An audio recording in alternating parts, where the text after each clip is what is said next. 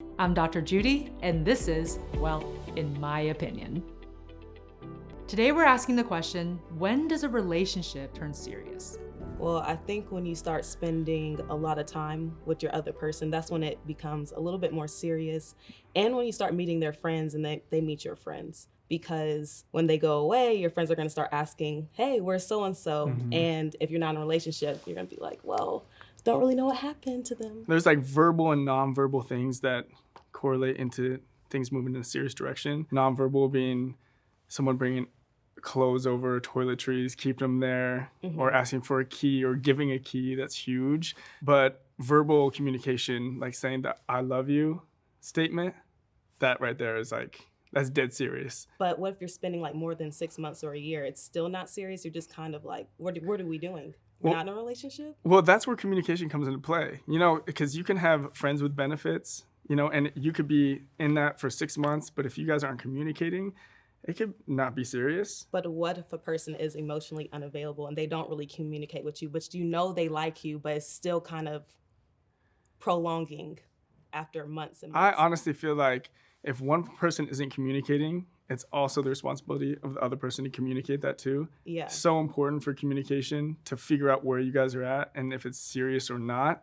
Because if two people aren't communicating and you guys are just hanging out or having sex, it could just be fun, True. And no one knows where each person stands. But until you have this conversation of, hey, I really like you. I want to, move forward, or I want to date you exclusively. If there's any of those types of conversations, then it goes into serious real quick. Yeah. 0 to 100 real quick. Real quick. Yeah. But I feel like there's nonverbal things too. Like someone moving all their stuff slowly into your place. Yeah. Or giving you a house key, I think. You're in a relationship by that point. Oh yeah, you're locked in. Yeah, and loaded. Ball and chain.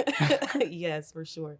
Have you ever spent time with somebody that long and thought you were in a relationship?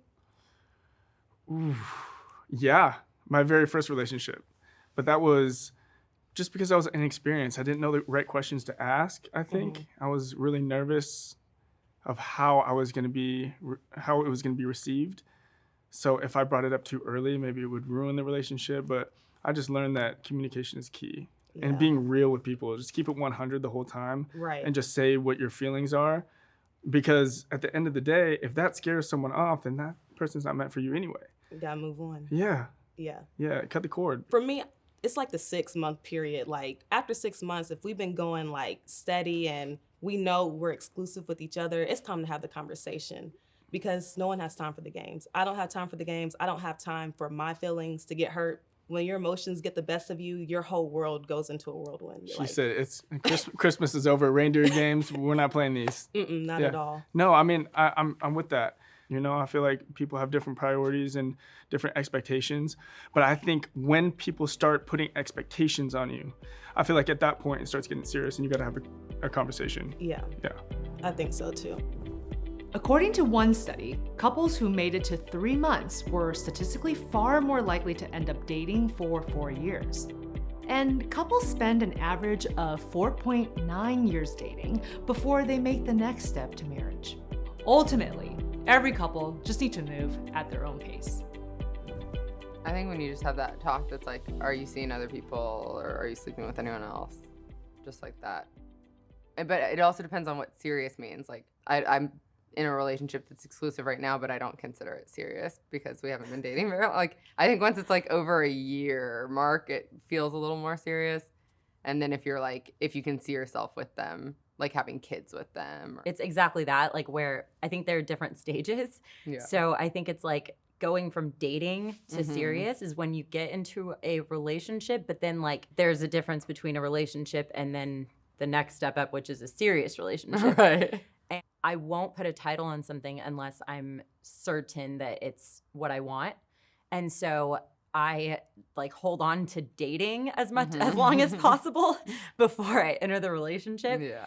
For me, like my last relationship, we were dating for months and months. And then in my head, it went from dating to serious because I was out one night and I ran into the guy that I had dated right before him. And he and I were sitting there talking and he was getting a little flirtatious.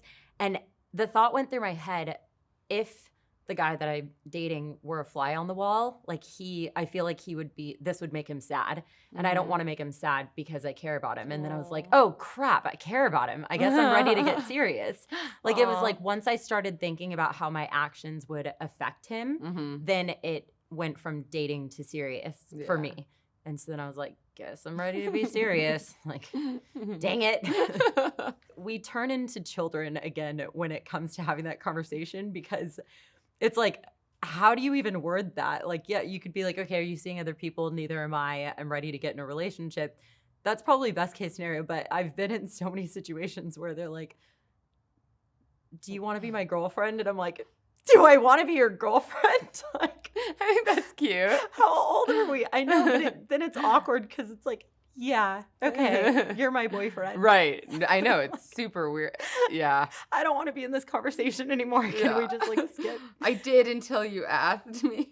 I also think it's like, it really, really is dependent on age, because when I was in my late teens, early 20s, it was kind of like when it's Facebook official. Oh my God, that's right.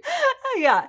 And then now I'm like, no, my status has been single forever because I don't think about needing to change it. Or you can just make it private. But I remember you learn your lesson quick when it's like that one high school relationship and you break up 2 months later and you have to change it. You're like, I'm never putting it on again because I don't have to change it. Like, I think once you reach a point where you start considering the other person's feelings in your own life, that's when it goes from dating to serious for me. That's a good way to say it. I like that.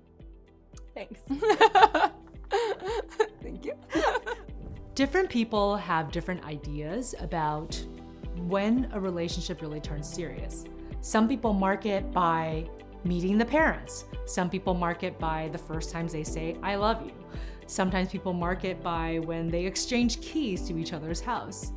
Whatever the case may be, I think the relationship turns serious when you have that conversation about a deeper commitment. I'm Dr. Judy, and this has been, well, in my opinion. Like and subscribe below. This episode is brought to you by Giddy, the source of sexual health and wellness news and information. If you have any sexual health or wellness questions, go to getmegiddy.com.